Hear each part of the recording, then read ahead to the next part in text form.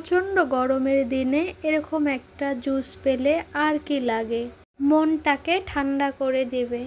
আজকের রেসিপি আঙ্গুরের জুস। বাচ্চারা যদি আঙ্গুর খেতে না চায় তবে এভাবেই বানিয়ে দিতে পারেন আঙ্গুরের জুস। কথা না বাড়িয়ে চলুন দেখে নেই প্রস্তুত প্রণালী। আঙ্গুরের জুস করার জন্য এখানে আমি 100 গ্রামের মতো কালো আঙ্গুর নিয়েছি। আপনারা চাইলে অন্য আঙ্গুর দিয়েও জুসটি করতে পারেন।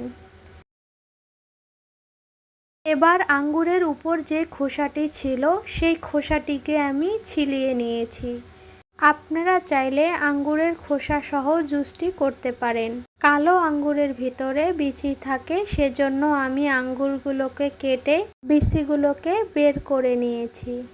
এবার একটি ব্লেন্ডার জারে দিয়ে দিচ্ছি কেটে রাখা আঙ্গুরগুলোকে।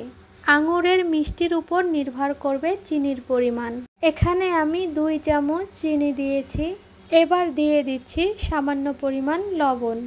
আপনারা চাইলে চিনি নাও দিতে পারেন এবং চিনির পরিমাণটা কমও দিতে পারেন।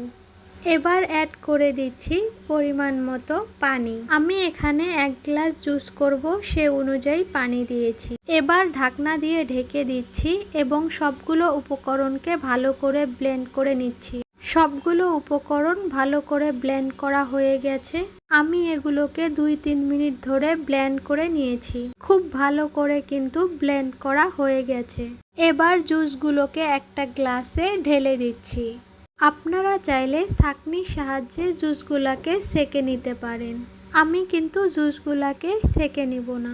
আজকের রেসিপিটি আপনাদের কেমন লেগেছে জানাবেন। ভালো লেগে থাকলে উৎসাহিত করবেন। সবাই ভালো থাকবেন, সুস্থ থাকবেন, আমার জন্য দোয়া করবেন। আল্লাহ হাফেজ।